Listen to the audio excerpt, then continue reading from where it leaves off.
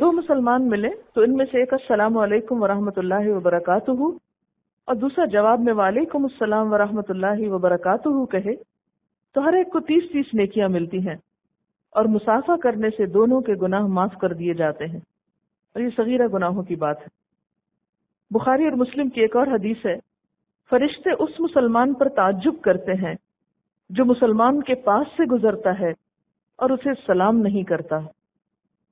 اسی طرح مصافحہ کے علاوہ معانقے کا جو حکم ہے، معانقہ کا لفظ عنق سے ہے۔ عنق کا مطلب ہوتا ہے گردن سے گردن ملانا، گلے ملنا جس کو اردو میں کہتے ہیں۔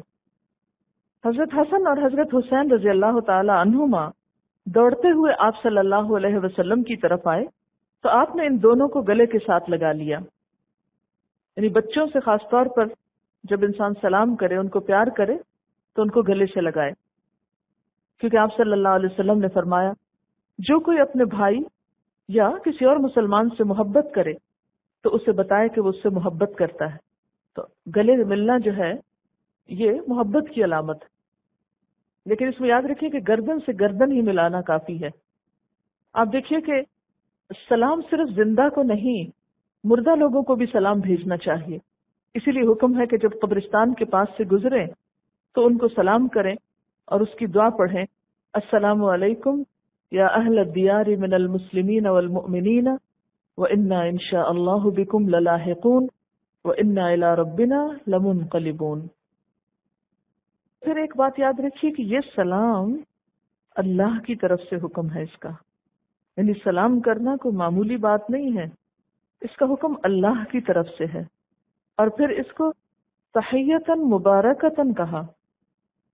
ایک مسلمان کی تو زندگی کی ابتدا اور انتہا اس کے ساتھ ہے، لیکن ہم سب جنت کے طلبگار تو ہیں، منتظر تو ہیں، دعوے دار تو ہیں، لیکن اگر دیکھا جائے تو چھوٹی چھوٹی باتوں میں بھی ان امور کا خیال نہیں رکھتے جو جنت کی طرف لے جانے والی، اور بظاہر دیکھنے میں چھوٹی نظر آتی ہیں، لیکن آپ دیکھیے کہ کس قدر مشکل ہو گئی ہیں یہی نیکیاں، اور اس میں عام لوگ جو ہیں بسا اوقات آر سمجھتے ہیں۔ یہ بھی بے حسی کو توڑنے کا ایک علاج ہے۔ سلام کرنا معاشرے کی بے حسی کو ختم کرنے کا ایک ذریعہ ہے۔ ہمارا حال یہ ہے کہ اگر کوئی ہمیں سلام کرتا ہے تو ہم بے اعتمادی کا شکار ہیں، ہم سوچتے ہیں کہ اسے سلام کیا کیوں، یعنی مسلمان سے اتنا اجنبی ہو کر رہ گیا۔ اچھا، اس میں آپ دیکھیں کہ مصافحہ بھی ہے، معانقہ بھی ہے، لیکن کس کرنا یہ کوئی اسلامی شعار میں سے نہیں ہے۔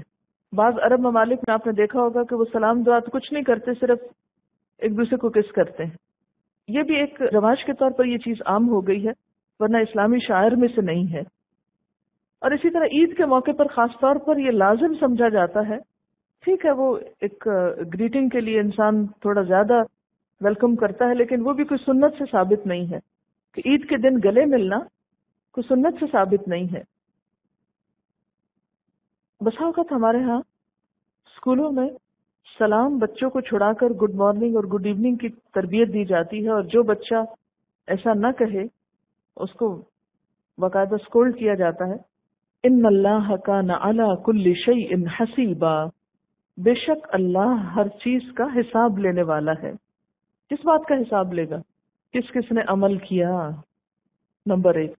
نمبر 2، زندگی میں کتنی دفعہ سلام کیا، کتنا کیا، کس نیت کے ساتھ کیا، اس پر کتنا اجر اس کے لیے لکھا جائے، کیونکہ ایک دفعہ سلام کرنے پر اگر 10 نیکیاں ہیں، دوسری دفعہ السلام علیکم ورحمۃ اللہ تک کہا تو 20 ہوئی، اور اگر کسی موقع پر وبرکاتہ تک کہا تو 30 ہوئی۔ تو حسیبہ وہ حساب لگانے والا ہے کہ کس شخص نے اس عمل کے ذریعے کتنی نیکیاں کمائیں۔ لیکن آپ دیکھیں گے کہ آپ صرف اس ایک اسلامی شاعر پر عمل کرنا شروع کریں گے تو بھی لوگ آپ پہ ہنسنے لگیں گے، اس کو کیا ہوگا، فنیٹک ہو گئے۔ کر کے تو دیکھیں، یعنی اگر کوئی کسی کو ہے اور یہ کہہ رہا ہے تو اس پر تو کوئی ہنستا نہیں ہے، جبکہ ان لفظوں کا معنی کچھ نہیں۔ لیکن اگر کوئی کسی کو دعا کرے تو یہ ہنسنے کی بات ہو گئی۔ اچھا، بعض لوگ تو باقاعدہ مذاق سا اڑا کر السلام علیکم، یعنی وہ لہجے میں ہی ایک طنزیہ سا انداز ہوتا ہے یا ہوٹنگ کا انداز ہوتا ہے، تو یہ بات بھی درست نہیں ہے، کیونکہ السلام اللہ کا نام ہے ادب ہی سے لینا چاہیے۔ آپ دیکھیے کہ حضور صلی اللہ علیہ وسلم نے جب یہ فرمایا کہ جس کو تم پہچانتے ہو جس کو نہیں پہچانتے، اور پھر یہ حکم کہ ہر ایک کو سلام کیا جائے، تو اس میں آپ دیکھیے کہ آپ کو اپنے سرونٹس تک کو سلام میں پہل کرنا ہوگی۔ یہ نہیں کہ آپ ان سے ایکسپیکٹ کریں کہ وہ آپ کو سلام کرے، اور اگر نہیں کرے تو ان کو ڈانٹے کہ سلام کیوں نہیں بولا۔ اور پھر آپ دیکھیے کہ سلام کرنے سے ایک دم وہ جو بیریئر ہوتے ہیں یا وہ جھجک ہوتی ہے یا وہ ایک پردہ سا حائل ہوتا ہے اجنبیت کا، وہ ہٹ جاتا ہے اور صحیح معنی میں ایک اسلامی بھائی چارہ سامنے آتا ہے۔ عام طور پر یہ سمجھا جاتا ہے کہ سلام جیسے گھر میں داخل ہونے کی بات ہے تو عموماً ہم اس وقت سلام کرتے ہیں جب ہمیں کوئی نظر آ رہا ہو۔ تو گھر میں داخل ہو کر کوئی نظر آئے یا نہ آئے، بلند آواز سے سلام کہنا چاہیے۔ اگر تو کوئی ہوگا اور سامنے نظر نہیں آ رہا تو اس کو پتہ چل جائے گا کہ آپ گھر پہ آ چکے ہیں، اور اگر وہ ہے نہیں، کوئی بھی نہیں ہے، تو فرشتے وغیرہ یا اور مخلوق اگر کوئی ہے وہاں تو وہ جواب دے گی۔